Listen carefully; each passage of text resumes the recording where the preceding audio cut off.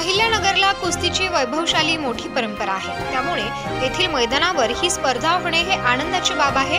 खाशाबा जाधव यांनी ऑलिम्पिक कुस्ती स्पर्धेत देशाला पहिले सुवर्ण पदक मिळवून दिले होते।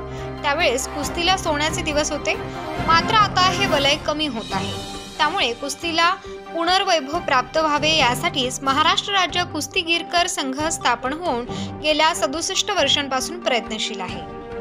महाराष्ट्र केसरी स्पर्धेच्या माध्यमातून देशात नेतृत्व करणारे खेळाडू निर्माण करायचे आहेत। नगरची स्पर्धा कुस्तीची लोकप्रियता वाढवेल असेच यशस्वी नियोजन आमदार संग्राम जगताप करतील, यासाठीच नगरला यजमानपद दिले आहे असे केंद्रीय मंत्री मुरलीधर मोहोळ यांनी सांगितले आहे।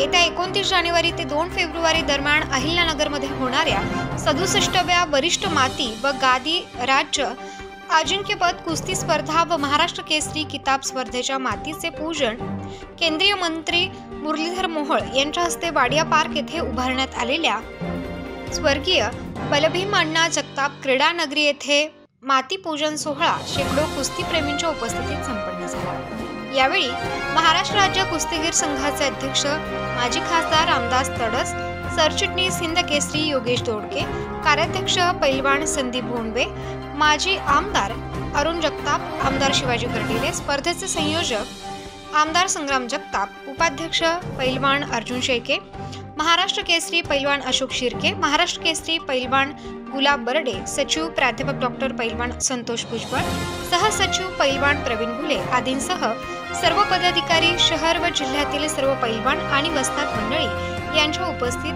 करण्यात आले। काका सांगत होते, माझी अप्पा दिनसेबोबत कुस्ती झाली, माझी राज्याच्या अधिवेशनामध्ये मी या गटात इतक्या वेळा खेळलो।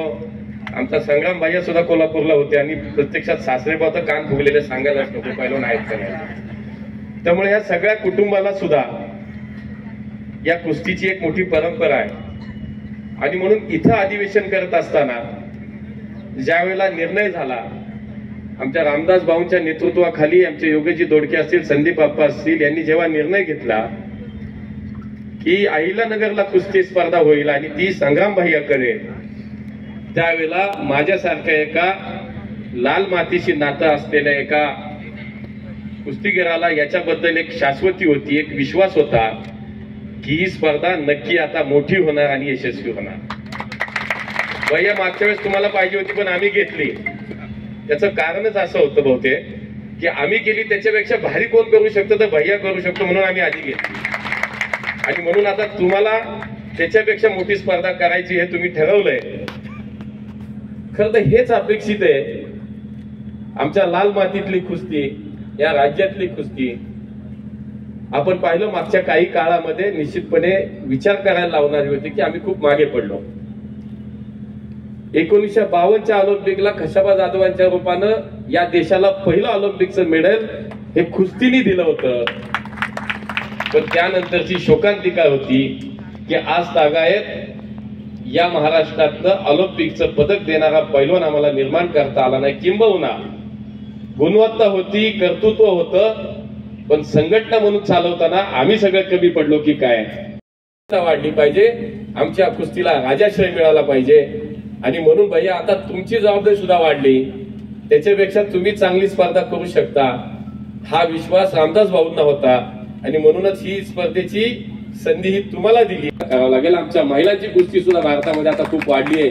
आमच्या अनेक उदाहरणं आपल्याला देता येतील की ज्या या देशाचं नाव ज्यांनी जगामध्ये मोठं केलं, अशा अनेक कुस्ती महिलापटू सुद्धा आपल्याला माहिती आहेत आणि म्हणून कुस्ती हा आमचा श्वास आहे, लाल माती आमचा जीव आहे आणि म्हणून याच्यासाठी आम्हाला सगळ्यांना काम करायचंय।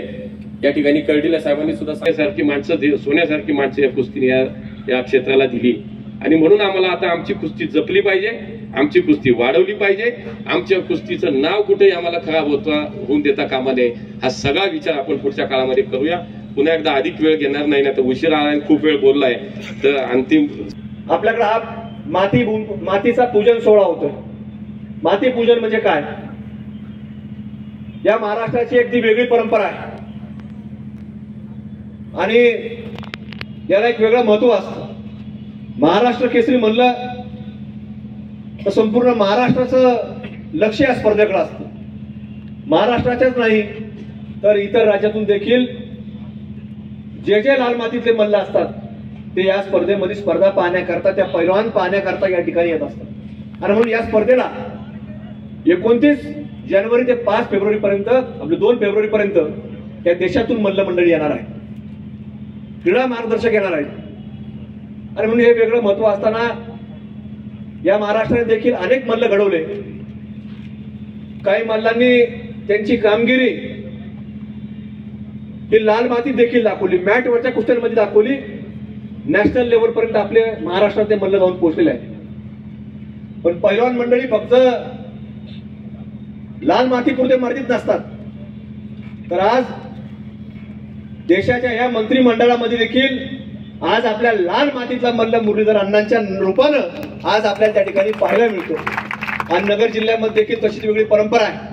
अनेक राजकीय क्षेत्रामधली मंडळी ही पहिली लाल मातीतली होती, पण त्यांनी वेगवेगळ्या क्षेत्रामध्ये देखील आपलं नावलौकिक मिळवलं आहे. आणि म्हणून हे सगळं कार्य पुढे जात असताना, काम पुढे जात असताना आज आपल्याला या स्पर्धा या महाराष्ट्रामध्ये एक चांगली दिशा देणारी स्पर्धा होणार आहे.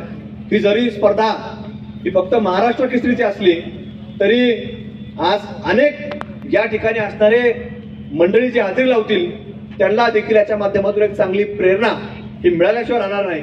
अनेक मल्ल या स्पर्धा पाहून प्रेरित होतील आणि या लाल मातीशी जोडले जातील अशी एक आशा या कार्यक्रमाच्या निमित्तानं मला वाटते. का जेव्हा जेव्हा उत्तरेकडून या महाराष्ट्रावर चाल झाली त्यावेळेस महाराष्ट्राच्या मातीनं त्याला रोखण्याचं काम केलं. औरंगजेबानं ज्यावेळेस या महाराष्ट्रावर चाल केली त्यावेळी छत्रपती शिवाजी महाराजांना त्याला रोखण्याचं काम केलं. कुस्तीच्या क्षेत्रात आपण पाहतो की महाराष्ट्राच्या कुस्ती परंपरेला कैलासवासी मामासाहेब मोळ यांनी राजाश्रय दिला. आणि त्यानंतर आता मी पाहतो की त्यांच्याच कुटुंबातले मुरली अण्णा यांनी राजाश्रय देण्याचं काम या कुस्तीगीराला केलं आहे.